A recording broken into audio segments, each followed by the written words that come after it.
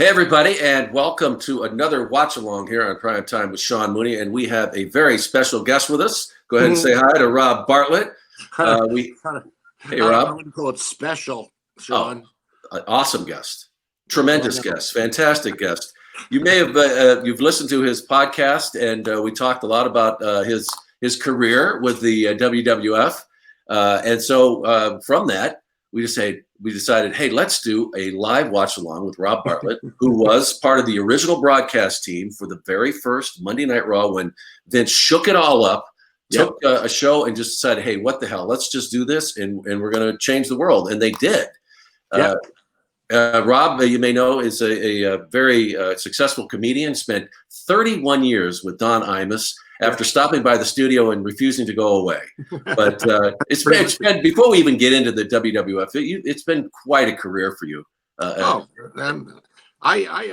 I couldn't be more grateful for everything that I've done over the 40 some odd years I've been doing this.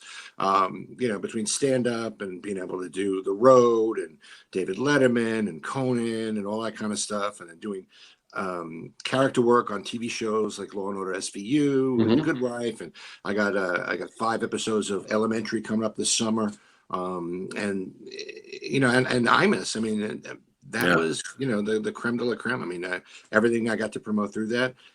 That's how I got on Broadway. That's how I got 5 or 6 Broadway shows under my belt because of my exposure, with Imus. So.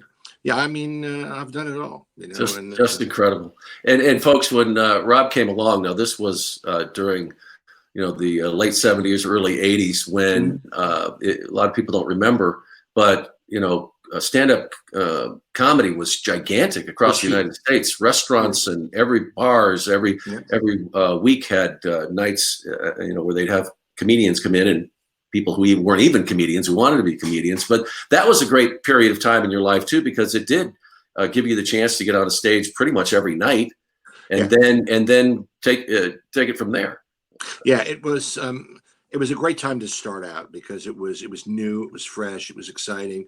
There were more clubs than there were comics, so we could pretty much write our own ticket. Especially on Long Island where I started, there were very few clubs that eventually grew. I mean, I think before the boom blew up, there were 10 full-time clubs on Long Island, comedy clubs.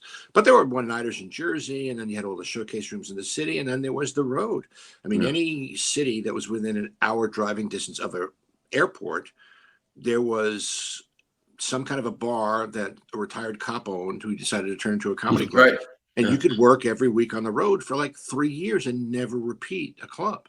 And those were the salad days. Those were the days before you were making a lot of money. It was still just for the joy of it. Once you started making the bucks, it wasn't as much fun. I think that's always the way that it works. But when I started out, it was in a little kind of comedy improv trio that came out of stand up. We started out at Richard M. Dixon's White House Inn in Massapequa.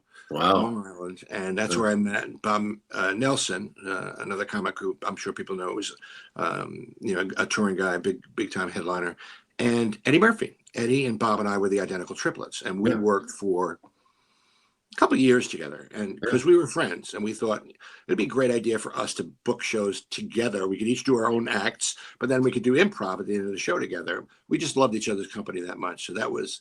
Those days are among the ones that I look upon most fondly, Well, and you mentioned Eddie Murphy, of course, became a mega superstar, but a lot of people didn't know that you guys. What's his name? I've heard from him. Yeah, thanks for letting me know how he's doing. Okay, yeah, he is, Rob. He's fine.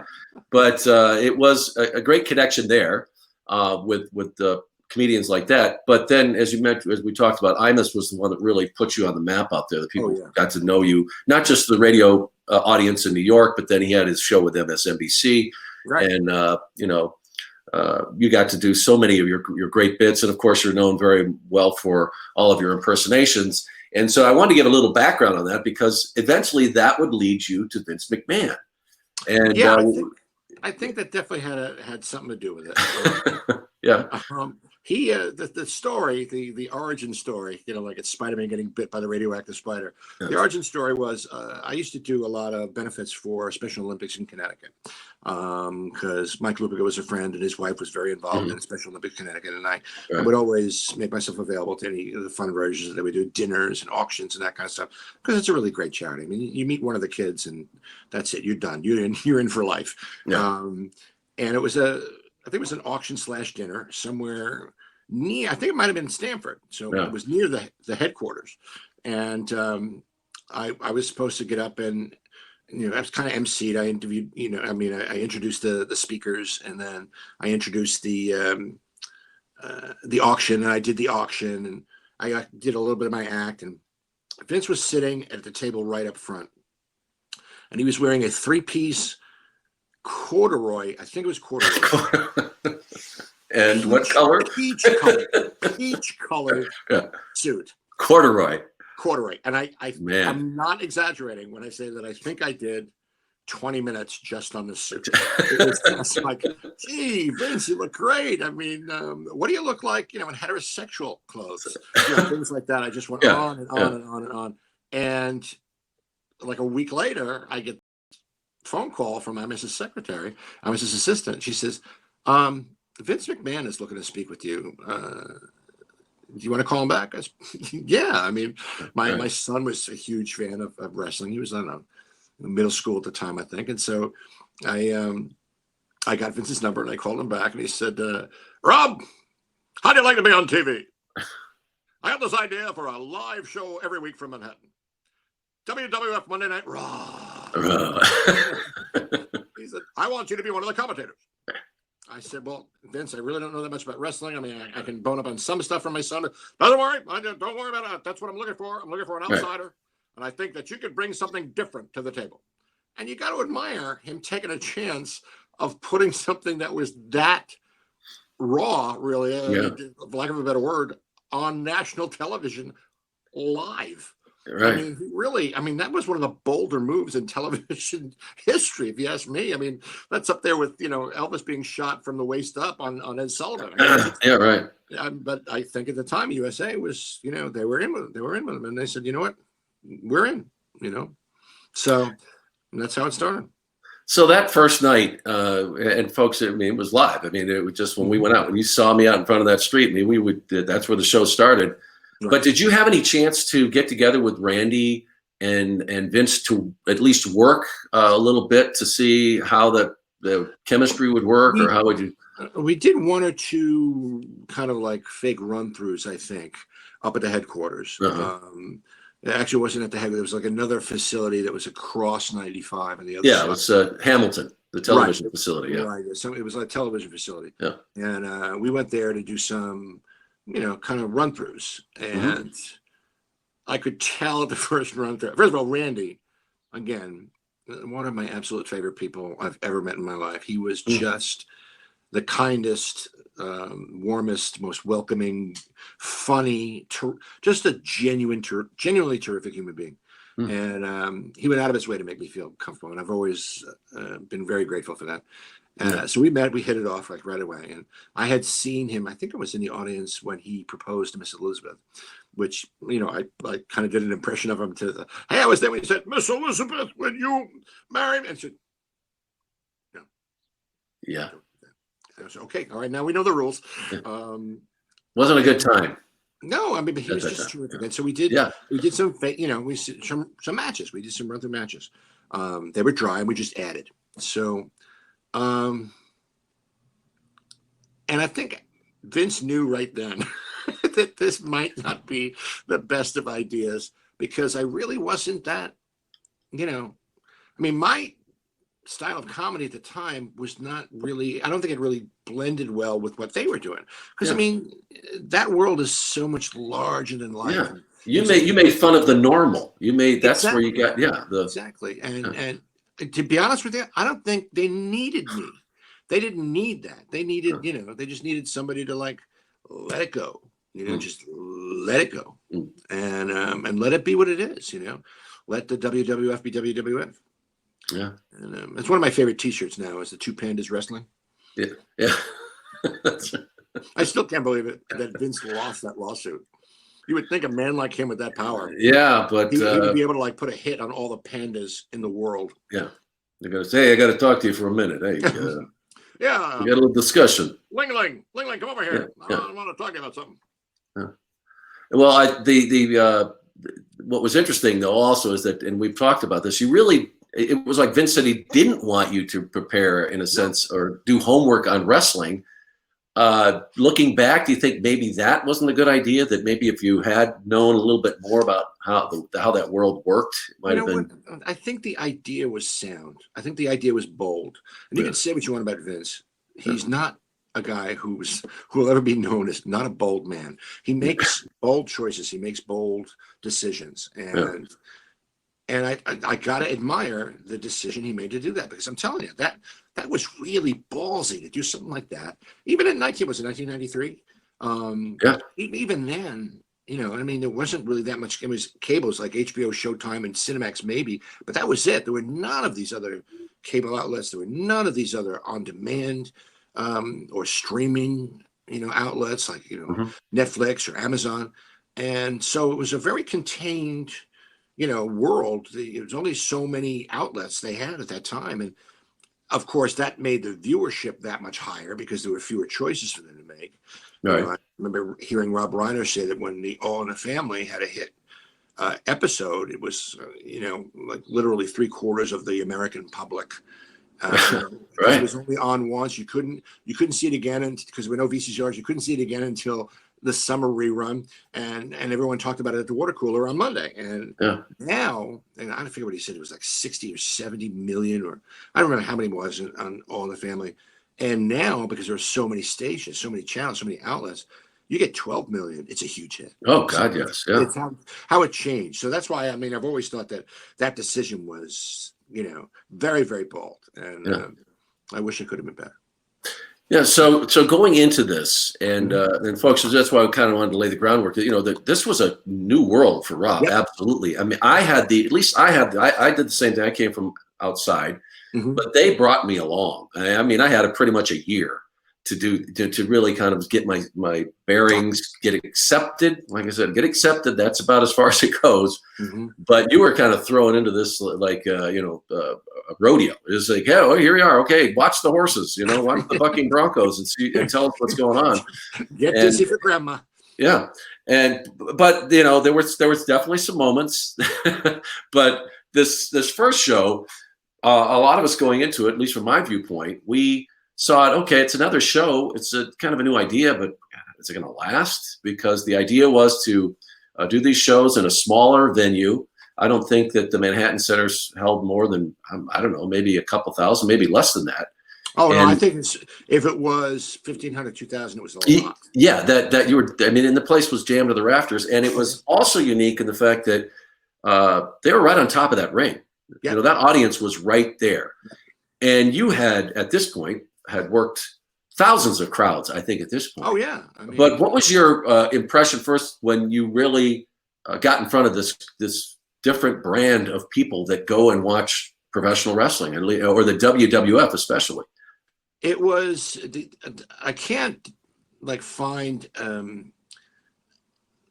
um, a similar example of what it felt like And all the crowds that you'd in been in all of the before. crowds I've done, or all the crowds I've been in, no matter Yeah, if it's a rock and roll show, yeah, a concert, or a sports game, not a Mets game or a Giants game or Islanders game. There's oh, no com- comparison to uh, the energy that was in that room at that moment, at that time. I think wrestling fans are the single most loyal and devoted fans in yeah, any endeavor. I don't care if it's a band. I don't care if it's a movie star. I don't care if it's a sports team. I don't think there's any other endeavor that has such loyal and devoted and dedicated fans. And everyone comes to it on their own level. Like, between the kids up to the grandparents, everyone has their own particular and specific relationship, the way that they view it and the way that they incorporate it into their lives, what it means to them. And that's why I think it works, because it works on a lot of different levels.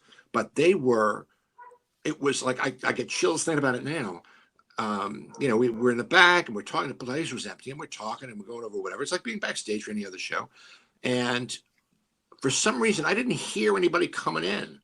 You know, I don't know why. I mean, it was an old hotel, the Manhattan Center. Yeah, So I think we were in the ballroom, and we were in one of the ante rooms. I don't know if it was soundproof or whatever, because I don't recall hearing anything.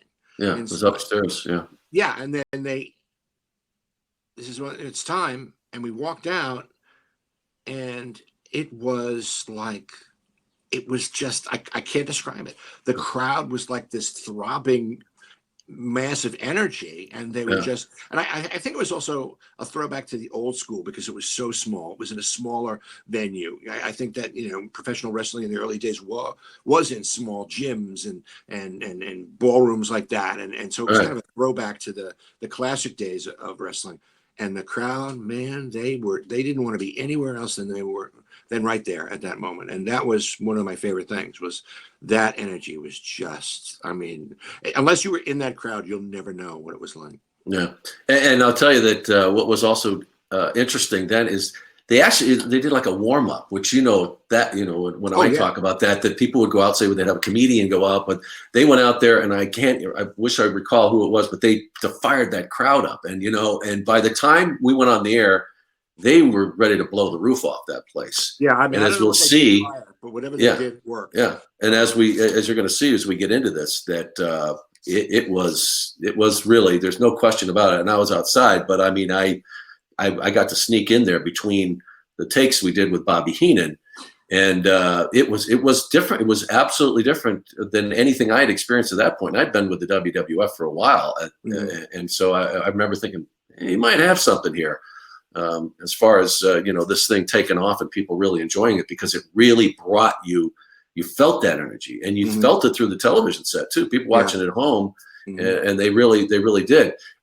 Before we tune this up, and folks, what we're doing, we're going to be watching it on the network. The first shot is of the Empire State Building. I was out in front of that building, and we started this, and it was live. And so I want everybody to make sure you're queued up to that first shot. You see the Empire State Building, and I'm going to count us down 3, 2, 1, and we're all going to press play, and then we're going to go from there. And I will continue as we go along here. I'll tell you, you know, we should be seeing this, and if you're not, I'll give you a time on the network or how far in we are, and hopefully you can stay with us. But regardless, I think it's going to be very entertaining. Before we do that, though, I also want to give you a little background on those vignettes that we did out front with Bobby. Which I didn't know you were doing, by the way. Really? At the time, you didn't know what's going on? When I was at the monitor at the table, that's the first time I'd seen any of those. I had no idea you were doing any of those. Yeah. Well, and I want to welcome the folks that have been joining us. We got Matt with us, and you know, we've got Michael K, who's joined us. Thank you for that. I think this is your first watch along in a while, and we've got a bunch of people. And remember, you can ask your questions as we go through this in the text down below there on the right side.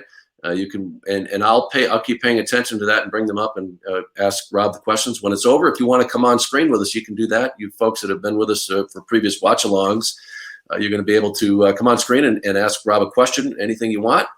That's why we are doing this. It is live from the Manhattan Center. But quickly, I want to mention though those vignettes that I did with Bobby, and same thing. We would do these, and it was which I think was so great about the promos we did, Rob, is that there was very little preparation for those. We would have an idea of what we were doing, and you know, you're a master at improv. You know about. Oh, come on! I mean, improvisation is it's not easy. They say, you know, what do they say? Dying is easy, comedy is hard. Well, that's true. And people have a gift for it. But when we would do these, especially with Bobby, and Bobby was so great at situational comedy with what he did, that I knew that he was going to be in costume, and I was just supposed to play off of it, and then there was going to always be a reveal. That's pretty much what I knew. And I think looking back on him, that's the way it always was with him. And I look so forward to doing that stuff when I got the opportunity to work with him, because not only I knew I was going to get better, but I just knew it was going to be magic. And I think watching these that we did in the interaction, I think it really worked well. Of course, Bobby carrying the load, but I was just happy to be there with the microphone. So what do you say we take a look at this, Rob? Are you ready? Hey, I'm ready to go. Everybody queued up?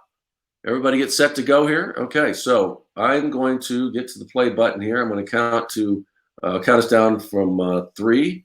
All right, and then we press play, and off we go. And then, Rob, you know, whatever you want to talk about, well, I'll throw stuff at you. We'll go through it. All right. And here we go. Okay, ready, everybody? 3, 2, 1. Press play. We are live Okay. from the streets of a chilly New York City, but it is about to get very hot here in Manhattan. Hello, everyone. I'm Sean Mooney. Look at that Oh youngster. my God! Look at you. Yeah, so Look at you. yeah. That's not a hairpiece either. Still got him. No.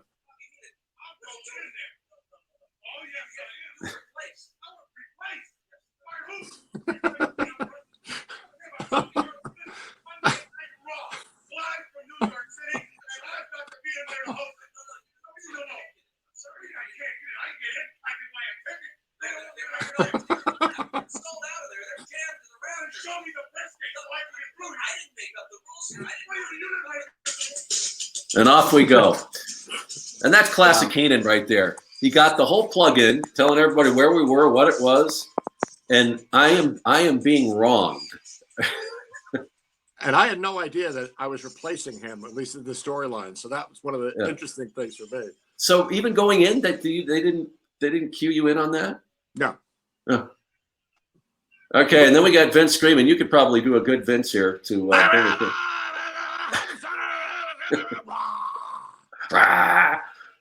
All right, we can see the chemistry already between you and Randy. Oh my God. Here I am trying to be the wise ass comic. Yeah, you went with the gum, I which went was with gum. an interesting choice. Yeah, that's good. I thought Mr. Something. Perfect had that already. So look at, here's a shot of this crowd. Now, it's not huge, but how loud was it in there? They had the sirens going off. There you go. Yeah, my first comment is about Yokozuma's diaper, and Randy was horrified. You could see his eyes through the sunglasses even. And now Vince had no idea about your material. Like, did Vince pretty much leave you alone and say, just go? Every once in a while, he would say something like on the air, like "Anytime, Rob," or "I don't know about that, but I know about this." Yeah. We're here Monday Night Raw. I have no idea what that means. Raw. That's right. That's right. I might have said something about him being Gary Coleman. I'm not sure. Yes, you did, and that was yes. What a class act I am. Said anybody was wondering what Gary Coleman was doing. Now, Yokozuna, who Mr. Fuji continued to call Yokozuma Right. throughout his career. That much I remember. Every promo, you just couldn't get that right. But really a nice guy, very, very, and very large. No question about that. But he got over big time in a very short period of time, actually. And this was when he was really heating up, and they needed Mr. Fuji, though, of course, to be the manager. But you did not let up on him throughout this match. There was some crack you just made about me. Can't say the same for Rob, but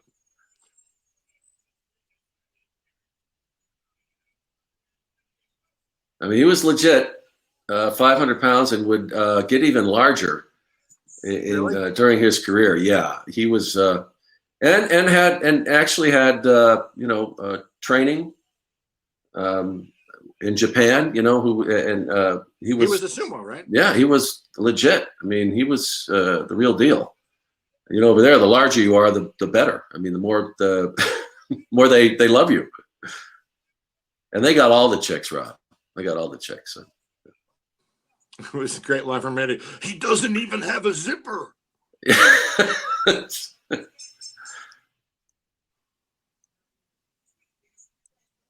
There it is. Here we go.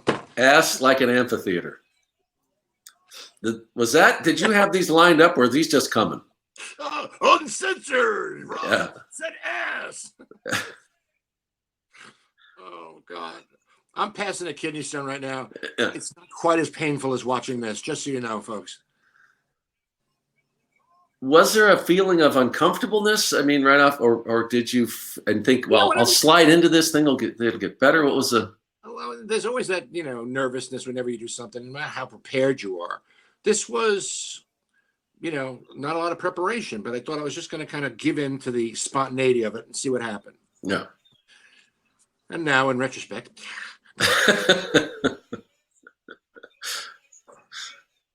Let's see. It says Oh, Jane says, shouldn't Yokozuna be wearing a bra? yeah. God. No, not bad stuff, Rob. It wasn't bad. I don't know. just Aiden just made a comment with Aiden yesterday with us, and he said, "Man, it was a long elevator ride to even get to the raw recording part of the Manhattan." yeah. And I do remember then they used to have to cart the people up there, and it would take. It was like being at the Empire State Building trying to get up there. 3 or 4 elevators, and have, 1,000, 1,500 people. Yeah. Now you really got Coco was a great hand, as they say. He was a great worker. He was a legit superstar, but when they needed somebody that they really who would put over a new talent or talent they're really pushing, once in a while you get that call to do the job, and Coco was one of those guys that he answered it. Whatever he needed to do, he just appreciated being in the WWF. I don't know. Did you ever get a chance to interact with Coco at all? I don't think and the so. Bird. I don't know that he was on any of the other matches that I did after this. I don't recall him. I mean, I remember The Undertaker being in a lot, Razor Ramon obviously being in a lot of them. But he might have, but I just remember that he was definitely in the first match I saw. Yeah, yeah.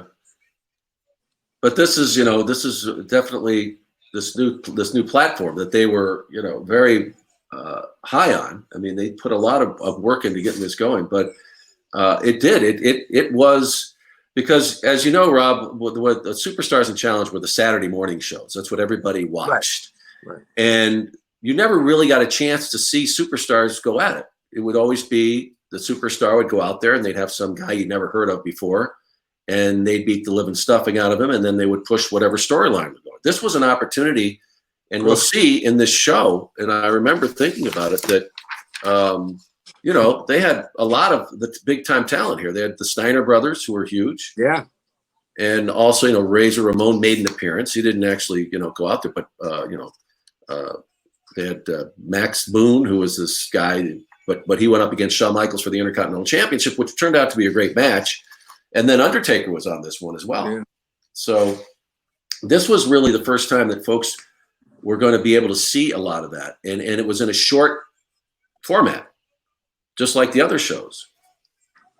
Now, here we go. You enjoyed this one. Yeah.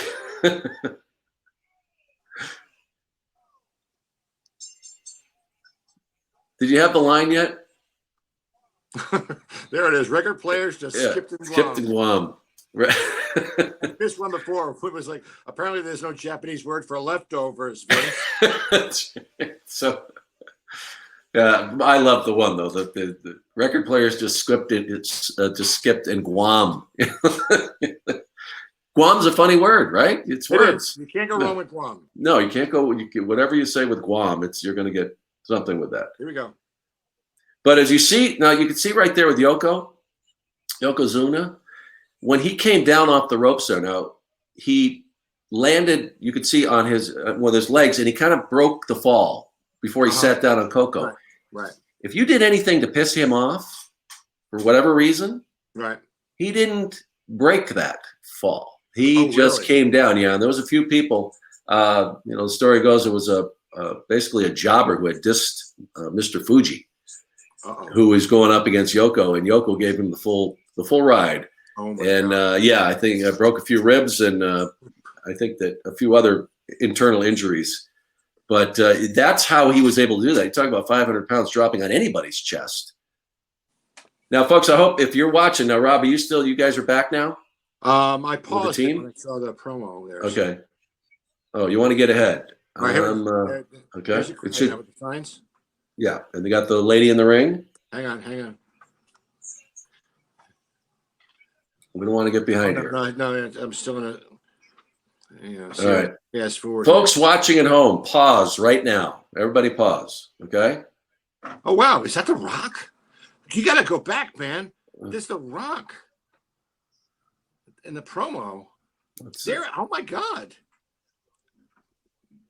Oh my God. Well, it should be that promo, folks. We're going to cruise back here a little bit. Right. It's just Raw expands to 3 hours.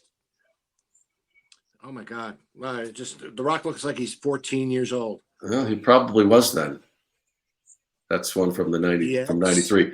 Okay, but what I want everybody to do is go to that back from break, and you see the broadcast team, the history-making broadcast team of Vince McMahon, Randy Savage, and Rob Bartlett.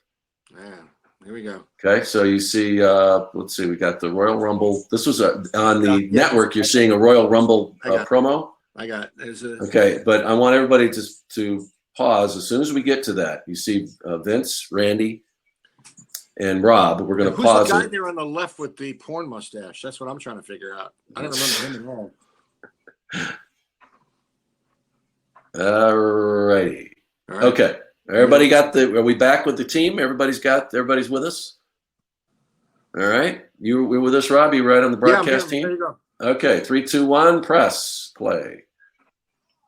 Okay. We are back with more Raw. Everybody, is there anybody on the planet who can't do a Vince McMahon impression? Oh, no. It's the small children. Like small children can do it. Everybody can do Vince McMahon. Yeah. I'm glad I got X-ray vision, he says as she's walking around. Yeah. Hey, Randy was a bit, many people don't know or realize Randy was a really legit funny guy. Oh, absolutely. He was really funny. And, and I wanted to mention, Rob, that you said, here's Bobby doing a promo, but you mentioned how he kind of, you guys connected right away. That's a great compliment because Randy was leery of everybody. There really wasn't people that he very often connected with right away. Not that he didn't, but it took him a while. So that's kind of a tribute to you that you guys actually, right from the beginning, he was, generous and helped you. So. Well, I actually knew a little bit about him before going in. He was one of the few guys I knew. So, haven't seen him wrestle and that kind of stuff, but perfect horse manure. There we go. Yeah. I always remember it was the narcissist that Bob used to call the narcissist. Narcissist, yeah, narcissist, narcissist. And I never knew if he did it as a funny or he just didn't know, and I wasn't going to tell him. It doesn't matter. It worked. It did work, absolutely. And God, I miss those days. Bobby was great. Narcissist is so beyond perfect. Yeah. But Bobby, God, he was just so good at cutting promos. It didn't matter. I just remember he would do that little pause first before he'd even go. Okay, boom, and go flawless. Yeah. Rarely you ever saw him do another one. And then the Steiner brothers. Obviously, the word brain is used loosely there, Vince. Another gem. Yes, truly. Now, the Steiner brothers, to this day, remain as known to be two of the stiffest workers in the business. Well, they would destroy people, and there were very few tag teams that they really, had great chemistry with, and who loved to dish it back as much as they did, and that was the Road Warriors, of course, as we know as the Legion of Doom, but also the Nasty Boys loved having matches with these guys. Right. They were just incredible. But you watch them how they do. These guys, the Executioners, and Rob, you never knew who was behind those masks. It could be, a Steve Lombardi, somebody that you knew or might have had another gimmick going, but who they needed them to go in and, help put somebody over, and they would just put a mask on them. Nobody ever knew, right? It could have been. I mean, so I'm trying to figure out, and maybe somebody knows who Max Moon was. I don't. He didn't make too many appearances, but he was a good worker. Else, I think I can't remember. Oh, there's Doink. Oh God, who didn't love Doink? The original Doink. Yeah. But what a great gimmick that was. Oh, absolutely. Yeah. Which Steiner brother is this? That's Rick. Rick. Yeah. One of the weeks Scott's, get it from it was either maybe it was Scott. One of the weeks backstage, after I kind of established myself as being so awful, I think it was Scott, sat on my lap and grabbed my Adam's apple with his thumb and forefinger and squeezed until I saw stars. So this is not a guy you want to mess with. No. And that was because he likes you, right? Because yeah, exactly. I was hoping. Yeah. No, but these guys were just unbelievable, these two. Who is that? Is that Virgil in the mask? I don't know. No, that's one of the execute. Nope, that is definitely not Virgil. But these guys were really, they were a notorious tag team. They were just, because they were amateur wrestlers. I mean, they could dish it out. And they liked it that way. They liked it snug, as they say. But there were a lot of tag teams didn't like working with them because they get hurt, or they had a chance of it because they played they were stiff. But a few others, the Nasty Boys loved dishing it out too, and so did the Road Warriors, and they had a lot of classic matches. Oof. So Rob, when you're watching these matches, and did they give you a clue of who these guys were that you would at least be dealing with that night? Just before we went on, I would get like a little thumbnail. Uh-huh. I would kind of get the idea of what to expect. So that way I wasn't flying completely blind, Yeah. But for the most part, I really wasn't sure. Yeah. There we go. There we go. There we go. Rick. Boom. Okay. Oh, man. Bulldog. It's the Bulldog. They were very famous for these high-flying moves. And yeah. You could see he took it easy on the guy. Yeah. For the most part. Because there's something else. See the replay here? Now watch. He's going to ease up just before he goes in there. He lets off. Because if he wanted to lay that in there, that could have done some serious damage.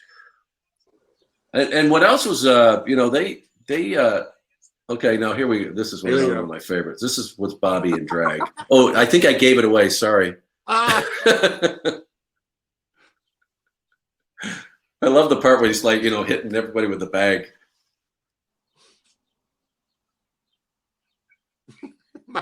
My Aunt Bobby. Yeah.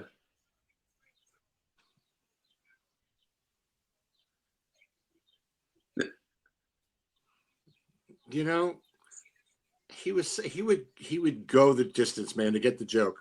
He would go to get the gag no matter what. Oh, yeah. Well, and Rob, I had no idea what he was going to look like. I knew he was going to dress up as a woman, but I had no idea what he was putting on or what was. And so you could see my reaction there when I see him. All I knew is that at some point when we felt the timing was right to take the wig off, and he would take it from there. But really, that's one of my favorites. That bit was one of my favorites, and of course, the next one coming up. Yes, well, we want to skip that one. That one is not something you could do now. Yeah, this is classic Vince.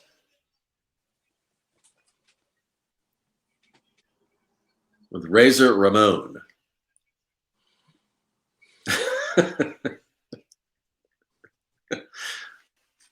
Vince never overdid anything, right? He never did over expressions or. No. I learned from the best. There we go. Thank God for Scarface, huh? Yeah. Which I think has to go down in history as the worst accent ever recorded. Yeah. Say hello to my little friend. My little friend Frank. But that Vince had no idea who that character was. He had never seen the movie. Yeah, they had to explain it to him. He just thought it was, I like it. He's the tough guy, But they had to explain. I think they ended up showing him the movie. You know what I notice? Now when you look at these WWF replays, they drop out when they say F, like it's a curse word. Yeah, right. I never knew that. I guess it must be they can't actually refer to it ever as WWF. But when he says WWF, oh no, yeah, it just dropped out. It just WW. Yeah, just disappears.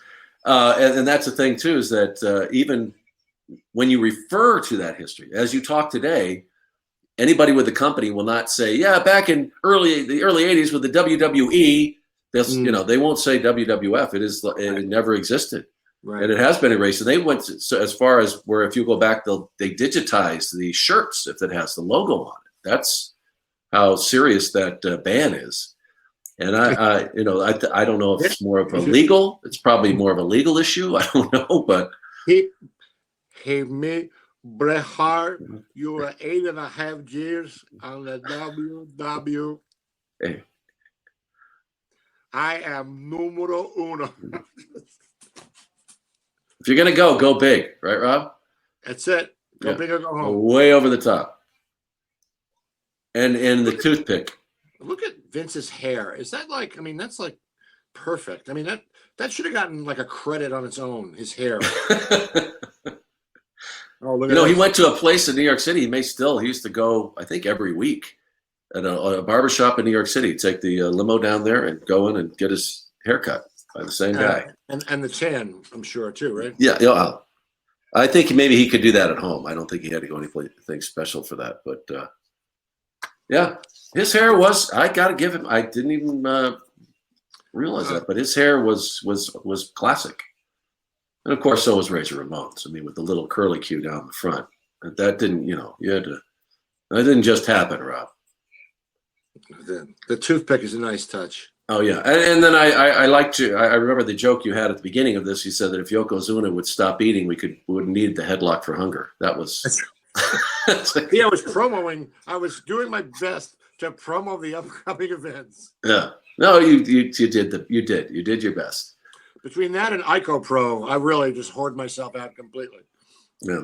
Hey guys, if you got any questions while we're doing this, feel free. Please come up and we'll get them into Rob. And then, of course, as I mentioned, when we wrap it up, and this isn't a real long show. This was only about 45 minutes. Yeah, with all the commercials out, it was an hour TV time. Yeah. But Tatanka, you probably couldn't do that one today either. That gimmick would not have been around. No. Even with the Indian cry. The Native American cry would not have gone over well. And I imagine they probably got heat from that even then. But I'm sure. I think USA, though, gave him kind of carte blanche because he was really delivering for them. Yeah. Now, here's Max Moon. And see, Aiden says he believes it's Paul Diamond. Wait a minute. And it really, you'll see in this match, it's not a bad match. I mean, he gives Shawn Michaels a really good match in here. Now I'm looking at Shawn Michaels. By the way, I kept referring to as you a couple of weeks ago. During prime time with Shawn Michaels.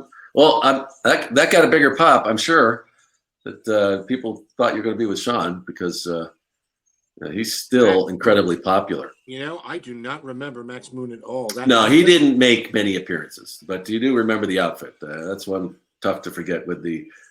I remember, was it Damien? Hair extensions. Yes. And he's coming up. He's with The Undertaker. Yeah, that we'll be seeing. Yeah. He has become, and what he probably always was, an amazing artist, a painter. He's on Facebook. If you check him out, it's unbelievable the stuff that he paints. It's very dark but man, it's really good. I mean, he's a really talented artist. Yeah.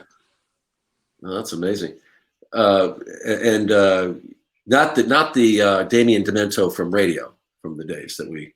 Oh, really? Back then. Remember Damien Demento? He used to do the spoofs on. He was kind of before Weird Al Yankovic. Dr. Demento. Dr. Demento. It wasn't Damien Demento. See, we got to have a radio historian here. That was Dr. Demento, and he's still around, by the way.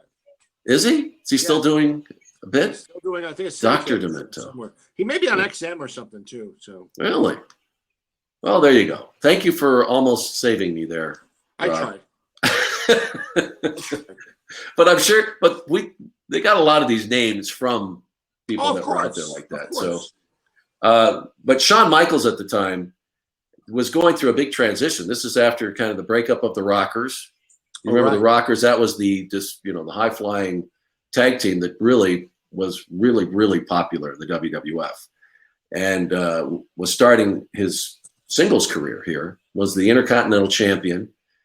But nobody really knew that just what would happened with him because he was not well liked at the time. He had a lot of he had some major attitude and left for a while. And then when he came back, he was a completely different person. He found religion, and was a different world for him. But at this time, this is when Sean was kind of finding his place in singles competition.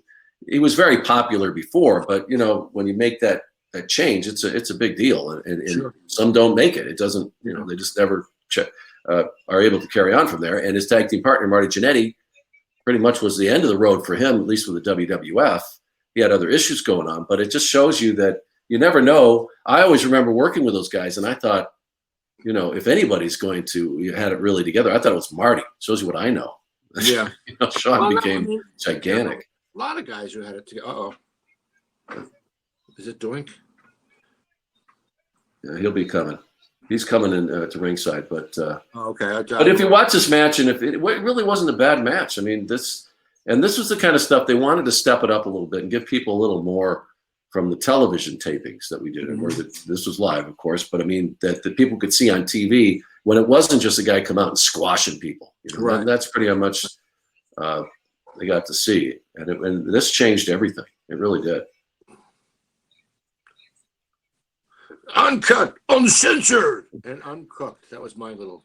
And that's what they told you at the beginning, that when we say this, all of us have to say it together. Because you guys kept doing that.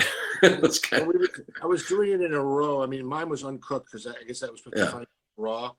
Yeah. So I was uncut was Vince's, and I think I made some kind of a remark about which was something about uncut, which means they're not Jewish. Uncooked. So, but that might have been one of them. Yeah, that one got away from me. I didn't catch that one. Yeah, I think I might have gotten away with one of those. Yeah. There's Doink. Okay, there we go. Yeah, I was a little ahead here. Yeah. But so fast forward a couple of weeks, I decided it would be really a great idea to do Elvis for the whole show. So I got a wig, and I got the costume, and I got the makeup and the glasses. And Sharon, I think, was the makeup lady. She really did a number on me to make me look as much like Elvis as possible. And so I did the whole show in character as Elvis. And Vince decided that'd be a great time for Doink to come out and hit me in the face with a pie. Literally, like 5 minutes into the show. So I spent the entire show in an Elvis wig and Elvis costume with cream all over your face. And people tuning in had no idea what happened to you. No idea what was going on. Was Honky Tonk Man on that show? That's what I said. That was kind of playing off? That was the reaction. It was like, is Bartlett doing the Honky Tonk Man? It's just, no. No, it's the Honky Tonk Man was based on this guy named Elvis. Forget it. Don't worry about it. Yeah. Right. But and you also did another show. You were Vince. Yes. How far into that was towards the end. Sean, that was, I think, the beginning of the end. Actually. I got a photo of it that I've posted a couple times. I'll post it again on my Instagram, ROBIO007, of myself, Bobby the Brain, and and Gorilla Monsoon. And I am dressed up as Vince. Vince was getting an award for one of the many charitable works that he does. I mean, that's another thing I have to say. Whenever you mention Vince, for every nasty thing or bad thing you want to say about Vince, one thing I got to tell you, there's nobody who does more for charities than I know. Even back then, and they just grew bigger and bigger. They really, really do. I mean, they go to hospitals all the time. I mean, it just really, they definitely hold up their end of the deal with that. And so he was getting an award. And so and I think Macho Man went with him. And so it was me and Bobby and Gorilla did the show. And it was up in Poughkeepsie. Poughkeepsie is where you guys did every once a week we had to do Poughkeepsie because I think the ballroom wasn't available for something else. And so we were up in Poughkeepsie then, and I did Vince. So I'll post that to Robbio007 on Instagram. Maybe I'll put up my Twitter, the Robbio, as well. But I talk about it a lot on my. I do a podcast called the Rob Bartlett Radio Comedy Hour, and I do anecdotes every once in a while from those days, those hazy, crazy golden days. Yes, back in the day. Yeah, really. Yeah, look at these guys are still going, man. It's just this was actually a really decent match. It was. I mean, this obviously Paul Diamond was a good worker, and like you're going to see him, he throws Sean right out of the ring here, which added a little extra element. And this move here coming up was also thought was very impressive on both their parts. And watch what happens here. He goes on the apron. And watch this. Watch this. Turns around. That was a pretty high risk move. If you didn't know what you were doing, you could take your neck out there. And yeah. I mean, those, and we talk about this now. They don't even put mats out there, but it doesn't matter. When you go over the rope onto the floor, if it's not on your feet, you're landing on any other body part. It hurts. You got to know, no matter how professional you are. Whenever anybody tries to say that wrestling is fake, I always point to this. It's like, you know what? Just look at this. You can't fake this. No. These guys are actually hurting themselves in the ring. I mean, the amount of stamina and strength that these guys had to have to do these matches. I mean, it's pretty amazing. Yeah, we used to go in and mess around in the rings. The ring, they used to have one in Stamford in the big warehouse. They would bring guys into, if they were new or they wanted to take a look at them. And so we used to go in there and mess around. And I'll tell you, just going into the ropes, next day your whole back would be bruised from the ribs hitting, and then landing on that the mats there. Now there was a big gigantic spring in the center of that thing, so there was some give. But you're talking it was plywood basically, and some padding. And because you couldn't have it too, it couldn't be too cushioned, and then you couldn't walk around. I mean, it would knock the breath out of you. If you didn't know what you were doing and somebody flipped you onto your back on there, imagine that. And what these guys did was just incredible. One question is, since we got a break in here, and Aiden asked us, he wanted to know what you think of Bruce Pritchard. Now, Bruce has really come back into the fold with the WWE, and of course, even before that, launched this podcast with Conrad Thompson, and recently now is back with the company. But do you remember your dealings you had with Bruce back then? Was he one of the writers? No, Bruce was, and I'm trying to think if he was there at the time when you were there. He may not have been there. The name definitely sounds familiar. Yeah, so he probably wasn't there. But Bruce was, when I first got there, was running the television production facility. And then they kind of moved him over from there to where he became part of the creative team. He wasn't a writer, but he worked very closely with Pat Patterson. And so I think we kind of answered that question. But I don't think Bruce was there when you were there during your run. Well, maybe not. I remember there being somebody because my last show was the introduction of a character called Friar Ferguson. And I think I named Friar Ferguson. And a lot of people remember old Friar Ferguson, don't they? Yeah, I was going to say. Ooh! Definitely. There was no action figure of Friar Ferguson. Yeah, it's like Friar Tuck kind of a thing. Was it? No, it was just like a one and done character. He's like in a monk's robe. And it was a clever idea. Shaved head on top with the. Yeah. But there's no Friar Ferguson action figure. Yeah. So, no. But I remember somebody in the creative, maybe it was Bruce, I don't know, but just talking over what was coming up and stuff like that. And he said that there was this monk character coming up. So yeah. Okay. Now it shows you how smart our listeners are, Rob. That Fraser Kemp said Friar Ferguson, who later became Bastion Booger. He said, maybe wrong, but we could look that up. But these guys, I'm telling you, I could throw anything out there because I can't remember half the things that happened then. And these people like that, they just they'll tell you. Aiden says Mike Shaw. So I don't know, maybe that we can confirm that. But these guys are really, they're just sharp. You see here on the screen, you can see Marty Jannetty. Okay, they're doing don't pause it. Just let it keep running, Rob. I paused it because you were looking at the crowd here. We missed the Bobby the Brain going in as the rabbi. Oh, okay. So they took out. Okay, so good. So you paused, folks. All right, everybody who's watching on the network, because Rob has another version because we want to make sure it worked on his platform.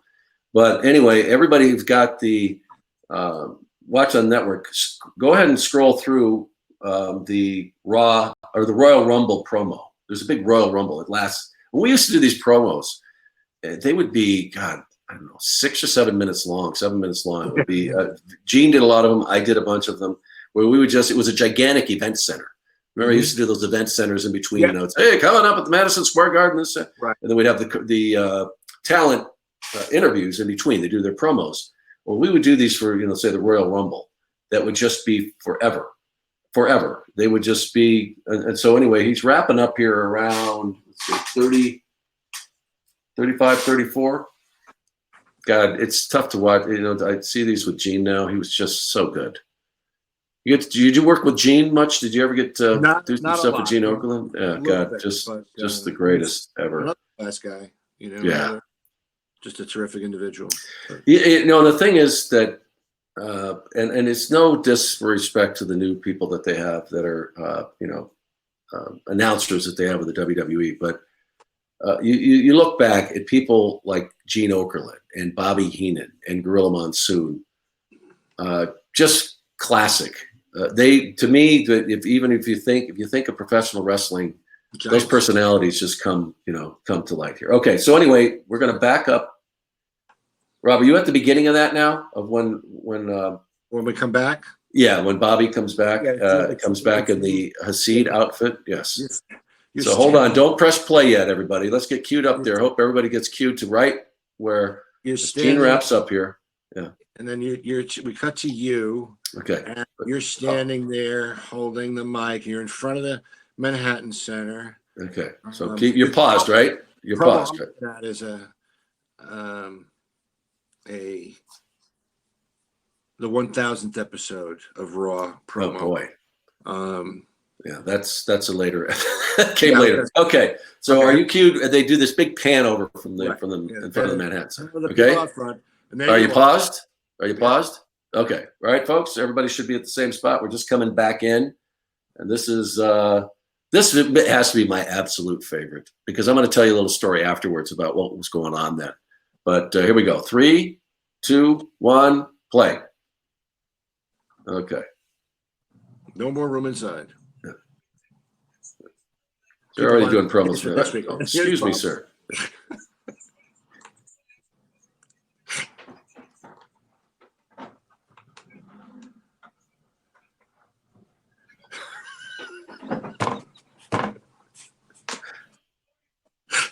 Not bad. Not bad. Yeah.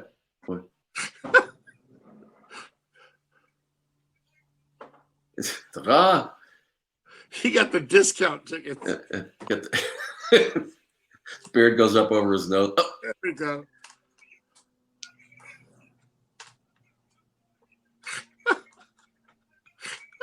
See, what makes this funny is that Vince was convinced I was Jewish.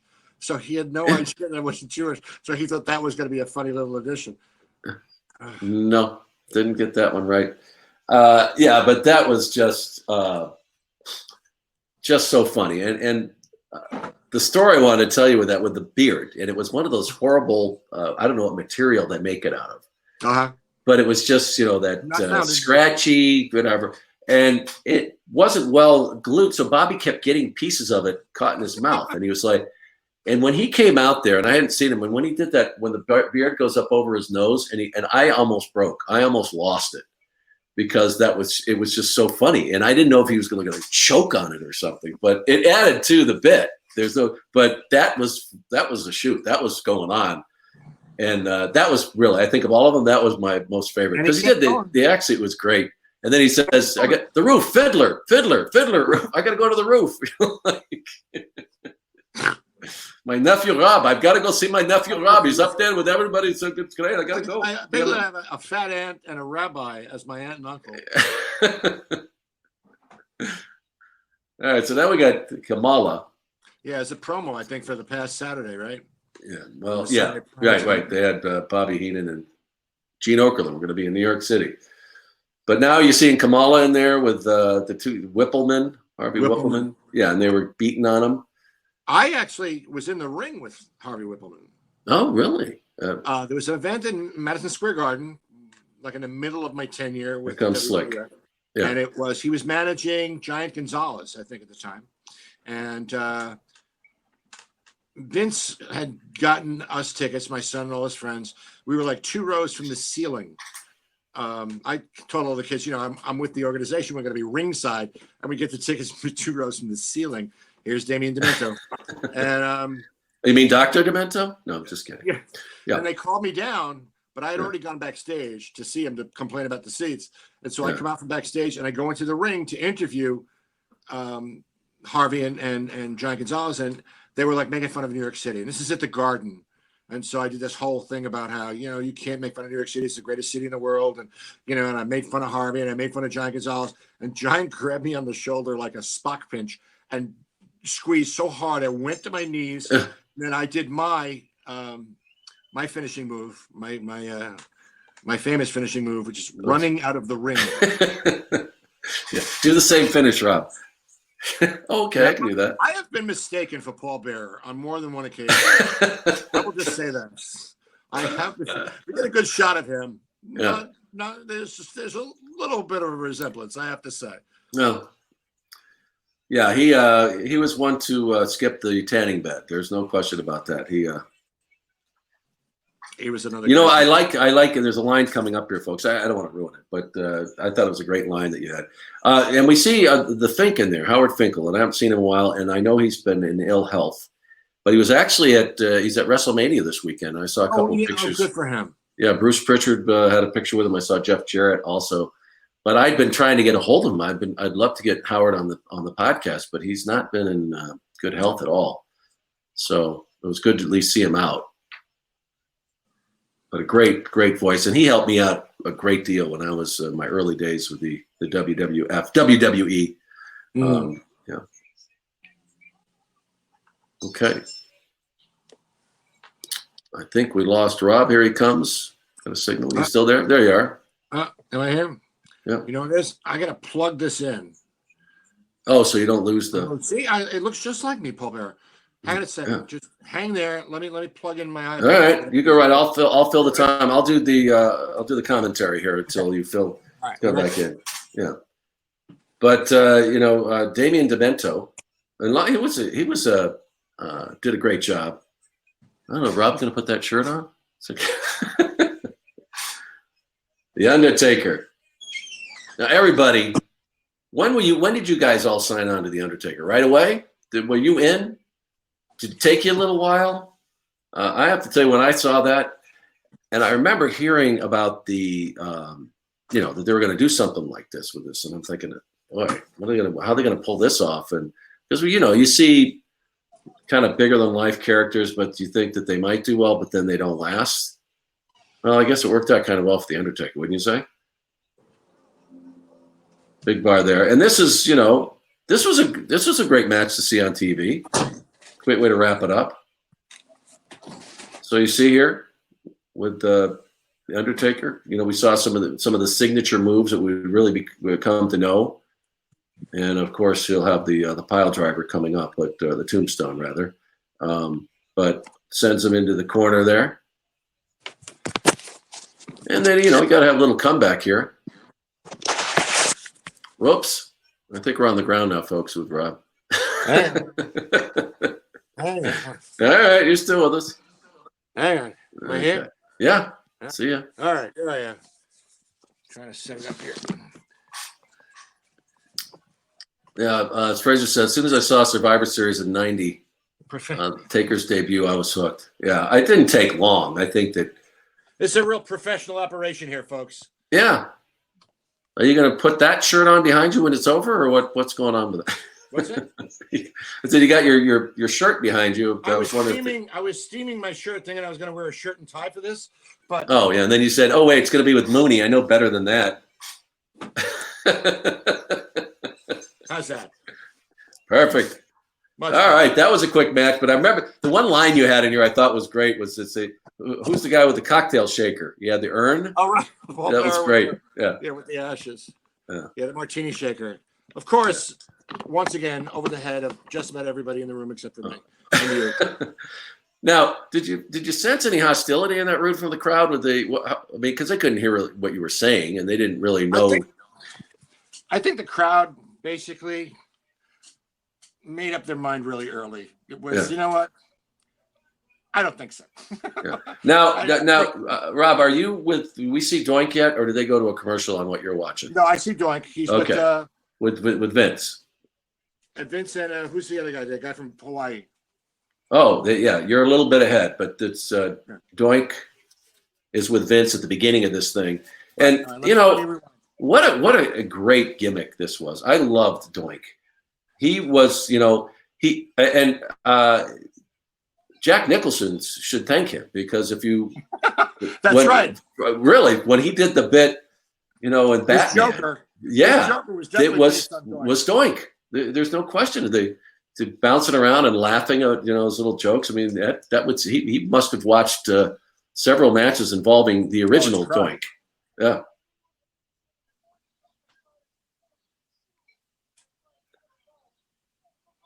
Crush. They, they really wanted him to get over. They wanted Crush to do well. It's just one of those things that just never, for whatever reason, and not that he didn't do well, but I mean, they wanted him to be a big time, and it just didn't work. They tried him a bunch of different ways. Yeah, some of them stood the test of time, and some just didn't. Yeah. But this was Doink. I thought anything that guy did, and you could do stuff with the kids, and the kids loved it. The fans loved it. I mean, he was over. I don't think that they expected it. I think that they thought, it'll be kind of a couple off. We'll see what happens. Yeah. And here we go to wrap up the show. The Fiddler's on the roof.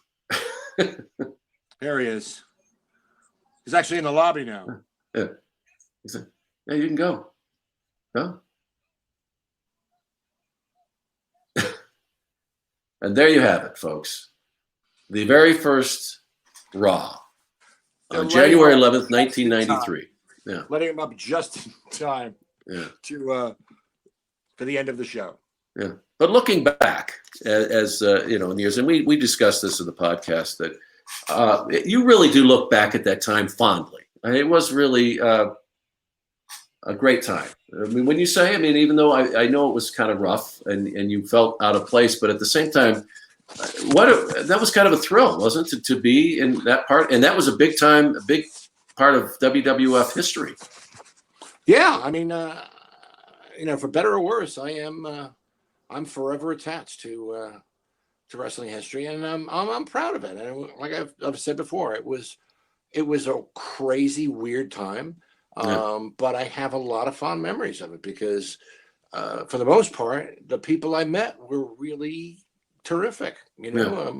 Randy and Bobby and Gorilla and everybody. Ric Flair. Ric Flair called me sir.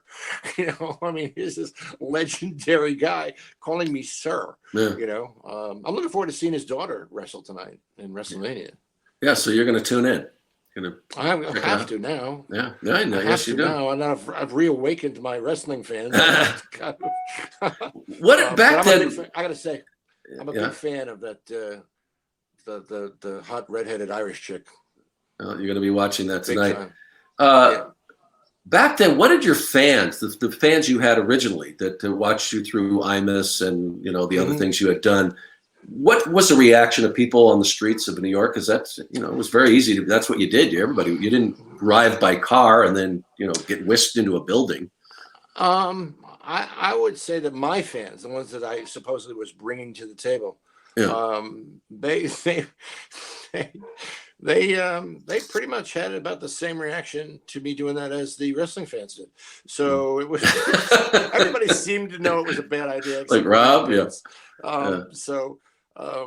but there was one time that I actually got a little bit of pop from the crowd, and it was after the Vince thing. After I'd done Vince, the following week, there was a match, and there was something going on outside the ring between the Sensational Sherry and Luna Vachon, and the idea was that they were going to get into a cat fight, and I was going to break it up. I think I've actually posted a picture of that on my Twitter, Robbio007 on Instagram, and it's also on Twitter. It's me and Luna, the great Luna Vachon, and and she and Sherry got into like this cat fight, and I was supposed to break it up in between the two of them, and the idea was that they were going to rip off my clothes, and I had like this shirt and a vest, and I had a pretty nice shirt and vest, and trying to look good for TV, and there was no discussion. They were going to rip off my clothes. So I said, okay, so I get in the middle of it, and Sherry grabbed the top of my collar and yanked, and everything came. Everything. I don't know how she did it. It was like one of those magicians pulling the tablecloth out from underneath the dinner plates, and then they hit me a few times and knocked me to the ground, and I did my famous my signature move. I ran out of the arena, and I went backstage, and Shannon, the makeup lady, gave me a bloody nose and a black eye, and I tore my T-shirt, and I came out after the break, staggered out, and the cameras picked me up, and Vince had no idea what I was doing. I didn't check to do this with anybody. I just did it, And again, to Vince's credit, he let it go. I come staggering out, and I get to the broadcast table, and I collapse. Like I've just passed out. And Randy rushes over, and he holds me up. It's like, looks like the Pietà. He's holding me in his arms, and then he slaps me in the face to wake me up. And I still have a tingle from that with the bandages on his face. And it was after that all of a sudden, it's like, especially the young kids, was like, oh, can I have your autograph? So maybe I would have caught on. Part of the bits. But I got to say that those fans are the greatest fans on the planet. They really are. Yeah, and as you it was 13 weeks. That was a lot of shows. And did you at some point realize the reach that, because we mentioned about cable at that point in time, it was in its infancy, and in many ways still it would it had started to grow, but it wasn't anywhere near what we see today. Did you kind of get the idea of the reach that cable had? What was going on at that time? No, I mean, then it wasn't HBO, so it wasn't that big a deal. In my head, not knowing that what we had on any given Monday night is more than probably Netflix gets in a given night, because there were so few choices back then. Compared to the way they are now, obviously. But I don't think I thought about it, which is probably a good thing, because if I did think about it, I probably would have had an anxiety attack on the air. Yeah. So I'm glad I didn't know. Yeah. Well, and were you able to keep the world separate, as far as you being Salmonella and all your characters on Imus, and then this wrestling world? Or did it mix? And did what was I know he didn't have a problem, I guess, you doing it. You wouldn't have done it. But what was his feeling about you doing the WWF stuff? Imus? Yeah. At first, he was very, very excited about it. He thought it was like a perfect, combination. Yeah. And then I did the first one. And the next day on the air, as I was going into the studio, I was listening to the show. And he pretty much tore me a new one about how bad I was, and how awful I was, and just how ridiculous it was, and how he must have written down every single line I did, because he repeated them all and just hammered me on every single one of them. Just record skipping Guam. Just really just every single one of them. It was like it was no. And so you knew it was going to be a tough road from that point. Yeah, pretty much. Which in the wrestling world was probably not a bad thing. Maybe I had a career as a heel. I don't know. Maybe it could have worked out that way. But he was not happy. He was not happy at all. Yeah, and you said that as the weeks went by, and of course, just by association, you get to learn about what's going on in the WWF. Mm-hmm. Did you feel, because you said, by the end of that 13 weeks, you're kind of thinking, well, maybe I could have turned this into something with them. Yeah, I think as it went along, Vince had more and more to say about what I was doing, and more trying to put the brakes on some of the stuff that I had been doing. And, never outwardly criticize or stuff like that, but every once in a while he'd make a mention of something. And then, he's trying to, I guess, take a little bit of control over it, take the reins a little bit, which I, honest to God, don't blame him. You know, leaving this loose cannon out on the live airwaves every Monday night. Yeah, and then I thought, you know what, for where I wanted to go with it, I didn't really see that happening. You know, I Mhm. wanted to do more than just what I was doing there, thinking I could bring something else to it that would make it better. And for whatever reason, it just didn't jive with what they thought, or they didn't like it, or it just never worked out. So that's when I decided to. Great. And oh, thank you, Matt. Matt says, "Ah, I Thanks. really liked your jokes. Ha Yeah, ha. Maybe I'm way off base, but it was something different for wrestling. I know, but thank you, Matt. yeah. Thank you, Matt." And James Petronelli, yes, I do miss doing Raw. It was a lot of fun. And Aiden says, Rob as a heel would have been what? Finish that sentence, Would have Aiden. been cool.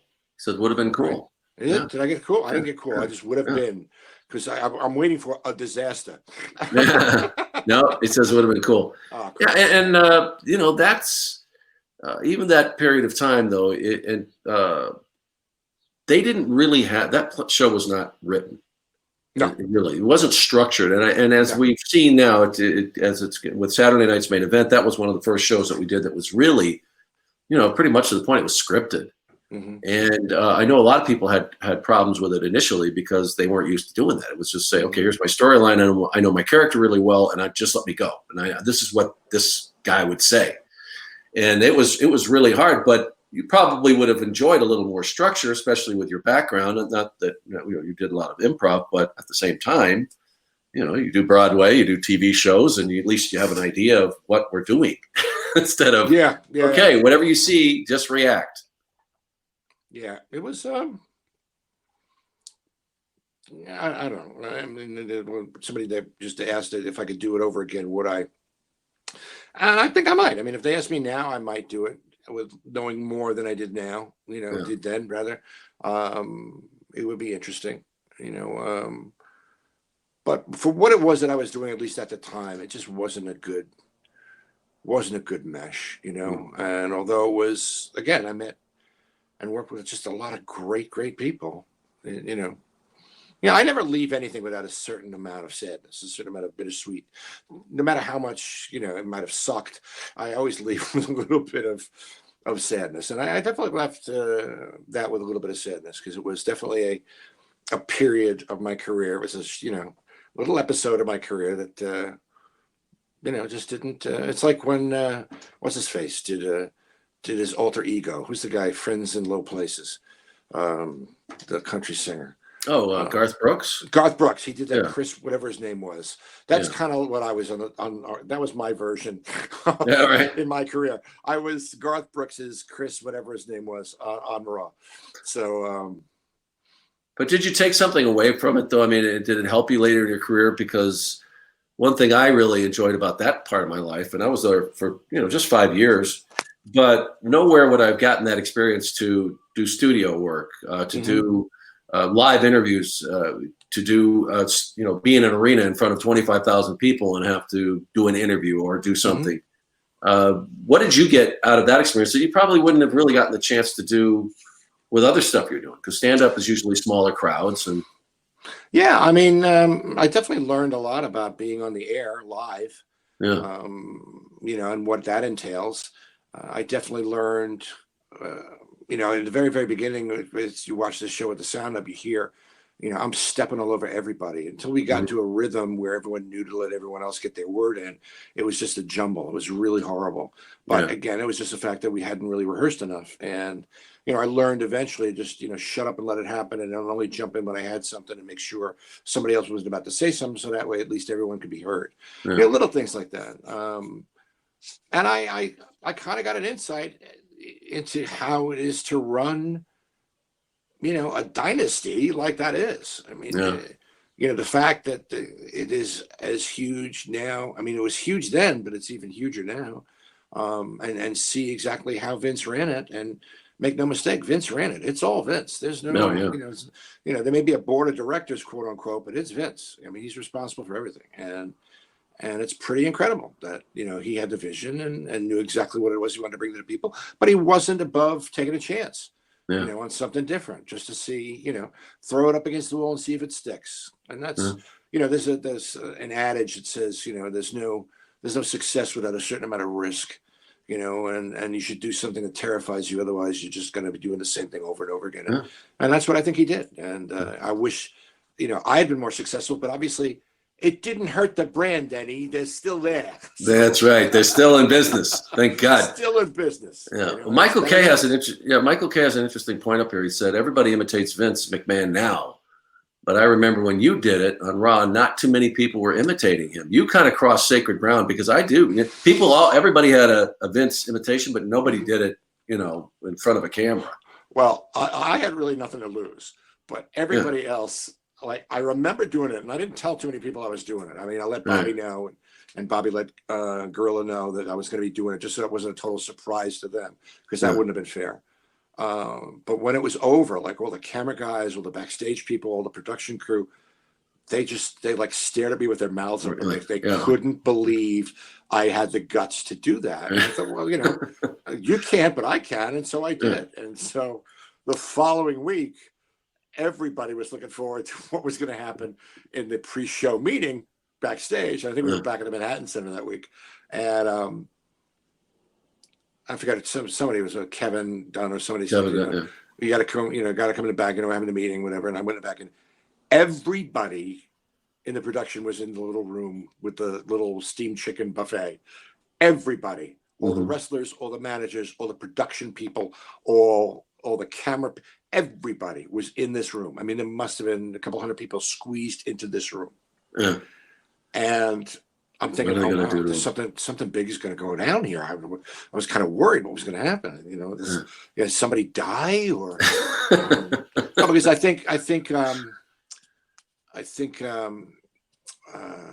there was a week before or a couple of weeks before. Andre the Giant had passed. Oh, really? And it was this really emotional ceremony that they did, and they rang the bell, and it's really, really kind of really emotional. I mean, I didn't know him, I didn't meet him, and I knew of him, you know, from his film roles and stuff like that. But it was, and everyone was like sobbing. I mean, it was really, really an emotional thing. So I'm thinking, oh no, somebody else died. You know, I was, you know, I hope it's not anybody I know, anybody I love. And Vince, you know, everybody's kind of talking and whatnot, and Vince walks into the room, and then everyone just, it's a pin drop. It's like silent in the room. Yeah.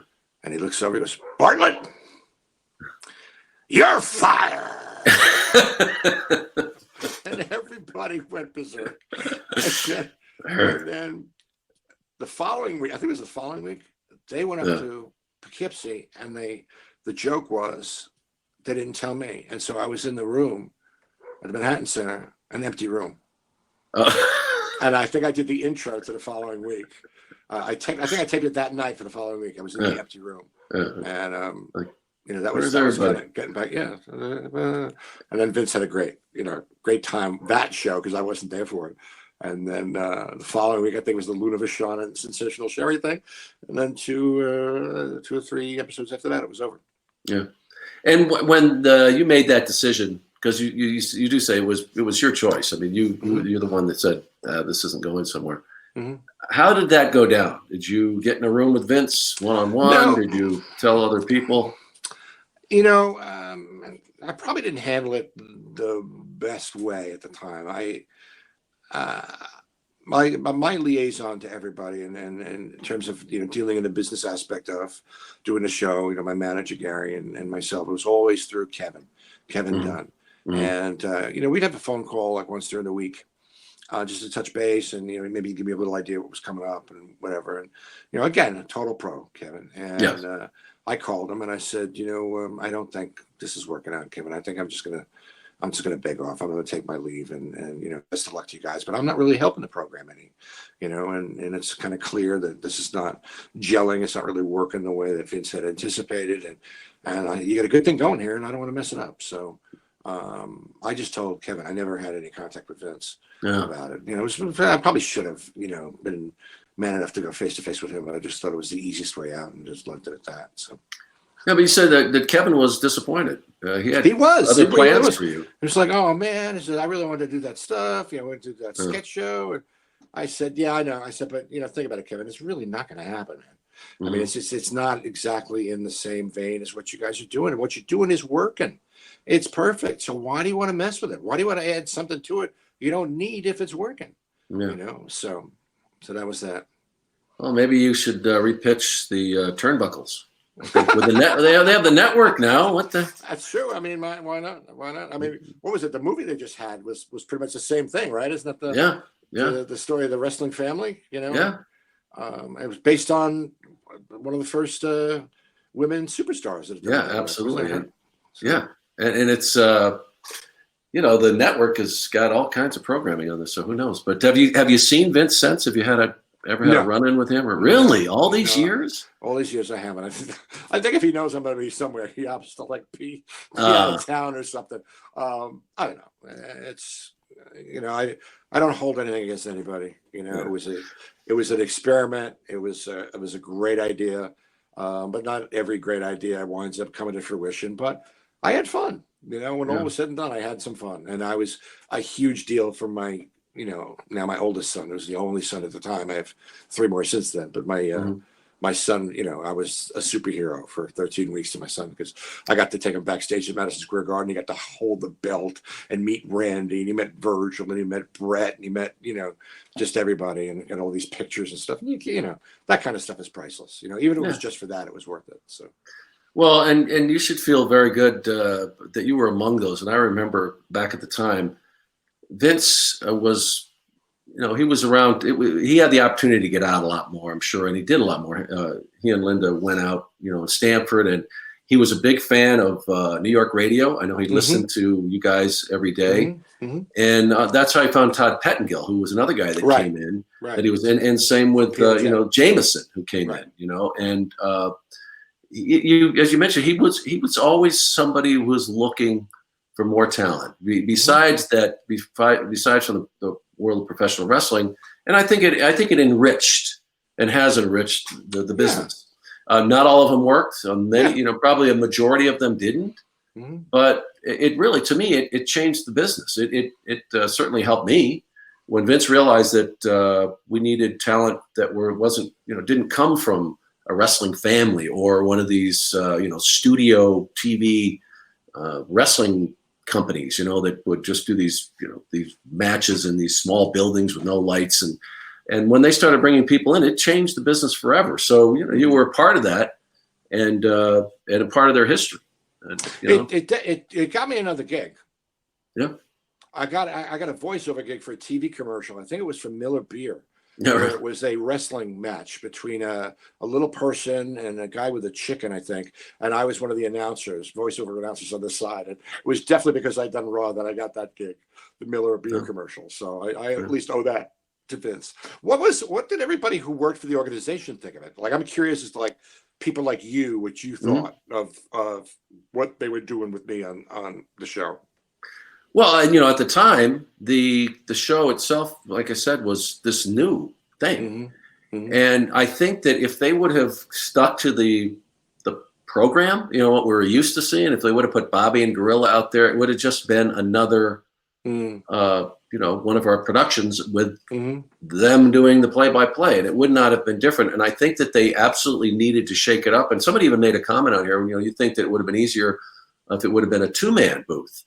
That you know, that's a great point. I don't know, but because like you said, it's a very, even today you see you know, with sports, when they have 3 people in the booth, they got to be really good. They got to know each other. They got to know how to, you know, just 2. It's hard to, you know, you get into that rhythm with somebody. But you know, I think if it was just Randy and me, I think that might have been something different. That like I said, so when I think.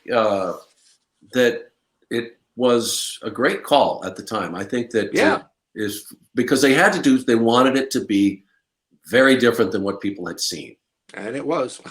And you know, I don't know. Maybe if you would have had more of a background in professional wrestling, that you really, you know, that might have made a difference because you would have understood the business a lot more. There's so many things to learn Right. just to understand. It's Right. not just knowing, oh, that's an arm bar or that's a suplex. Oh, right. No, or there's that's, so you much know? inside Yeah. baseball stuff. Yeah. And I think that if they would have had you kind of be that kind of that Jay Glazer kind of type guy that was kind of on the inside and was funny, you know, you'd probably still be there. You know, and I think that made it very difficult. I think, yeah, again, I'm postulating here, but I think what Vince was thinking was the idea was to have somebody who had no idea, somebody who was completely clueless dropped into the mix, thinking that there'd be some kind of sparks, being that it was going to be live. So, I really don't blame him for that, and I always feel like I did him a favor by leaving, because it went on to be like huge. So, yeah. No, it did, and you were part of it. And that, I mean, God, just that show itself is, how many years? I mean, it is the longest-running episodic television program in the history of broadcast television. That's Seriously? unbelievable. Yeah, Seriously, Gunsmoke doesn't match whatever else you want to pull up out of the history. I'm in history. Yeah, it is. And the only claim to fame I really have is that I was the very first person ever seen, and that's why they brought me back for the first image on stage. That's right. The 1000th episode. But really, you were there. Were you called back for the anniversary for the 20th Yes, anniversary? I did, and I actually did. I did a show, really? a pre-show with it. Yeah. They But I couldn't go. I wasn't able to go, which is still stings. But because I have a job out here as a news anchor, I do a show in the morning, and they let me do things to it, but it's pretty much their call. And I would have filled in for you, but I never got the invitation. Well, now I know. I've got the number that you'll come in so that I can go. I got you back. Yeah. So what are you doing these days? Folks, he's done everything: radio, television, Broadway. Yeah.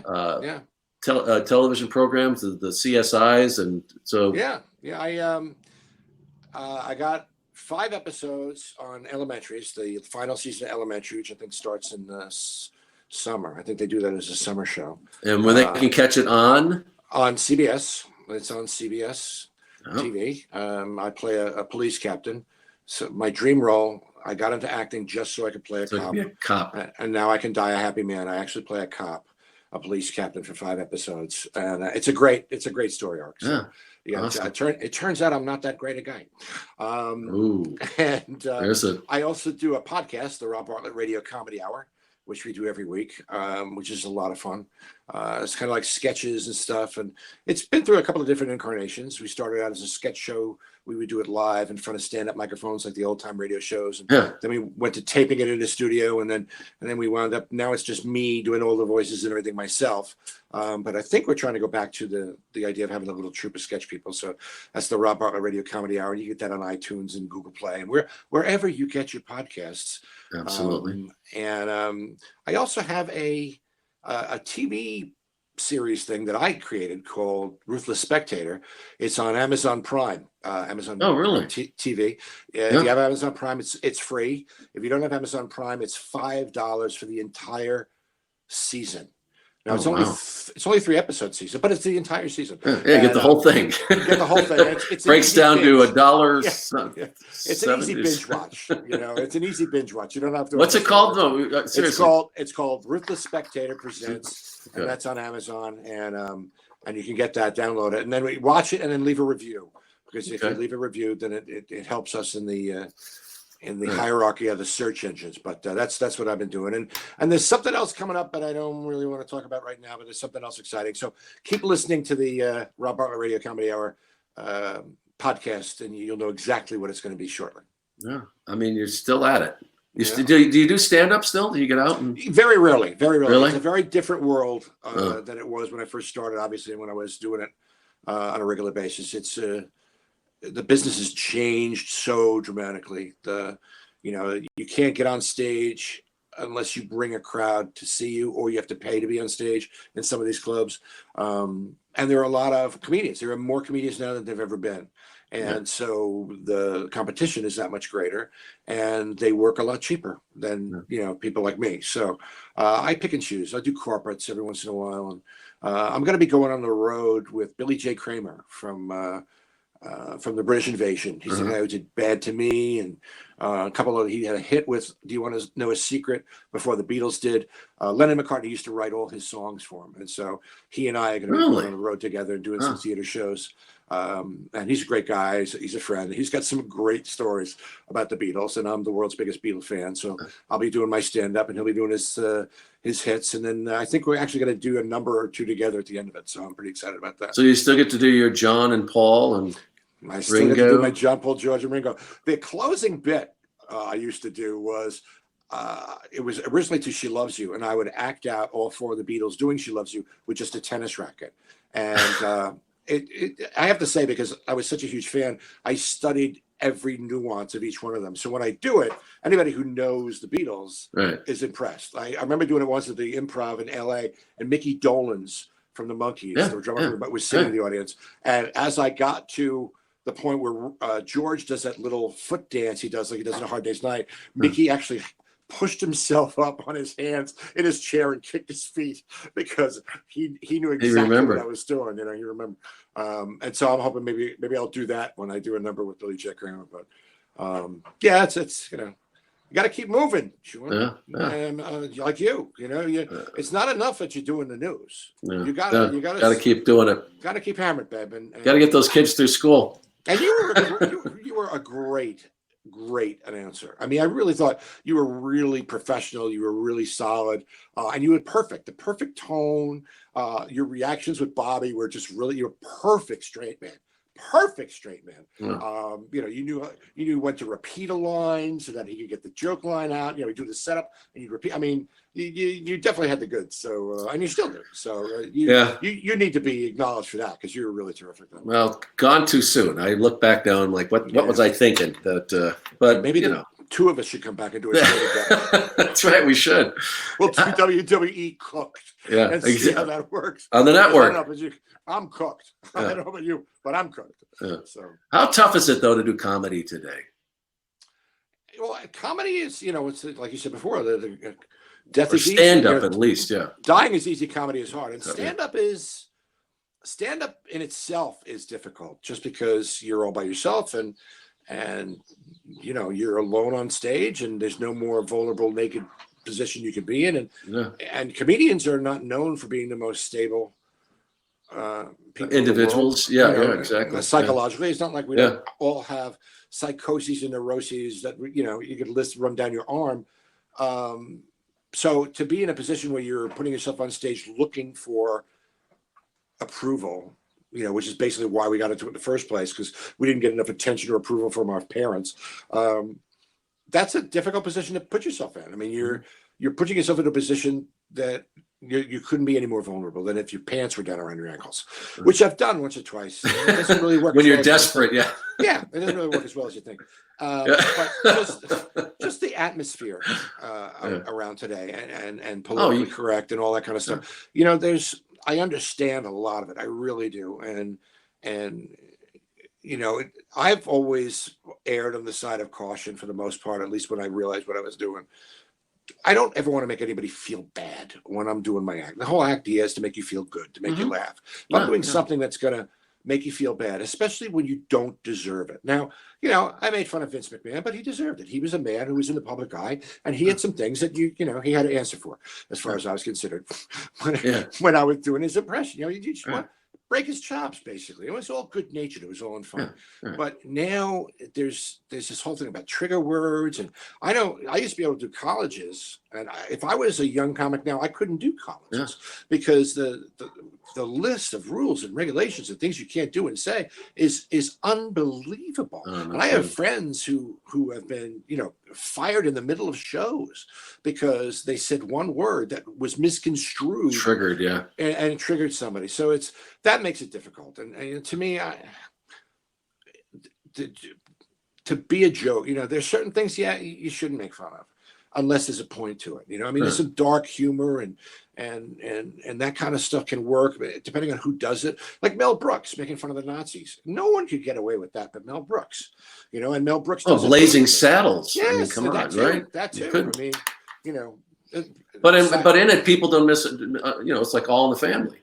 Exactly. Or you know, it was to show the absurdity of that racism, or you know, that people. Right. Satirize it, right. Yeah. And so it's a lot tougher now. Yeah. And comedy is a lot of it is making fun of people. That's what you do. I mean, and it's exactly. But anyway, that's another podcast. Yes. We should probably break down. But Rob, really, it's been awesome. I'm glad with this that the second time we got to do this together. And when you do a show with Crowdcast, I hope you'll invite me on. I'd love to come on. Absolutely, and work with you on that. We'll have you on, and you know, we'll reminisce again. I'm sure there's more stories we haven't even touched upon at this point. Yeah. And I also want to get the ins and outs of what it's like to do the news, to do the evening news. There's been TV series and movies based on that, you know. Broadcast news, Mary Tyler Moore show. I mean, I'd like to know what the ins and outs of that are. Yeah, and that's another discussion too, with what's going on with how news is delivered these days. It's a fight every day now, because exactly, it's out there. That it is a different world. There's no question about it. So immediately, how people can they get in touch with you through email and give us your Twitter and all that? The Twitter is at the Robio, ROBIO. The Instagram is Robio007. It's the Rob Bartlett Radio Comedy Hour, available wherever you get your podcasts. And Robio Radio Comedy Hour at Gmail is the email if you want to drop a line.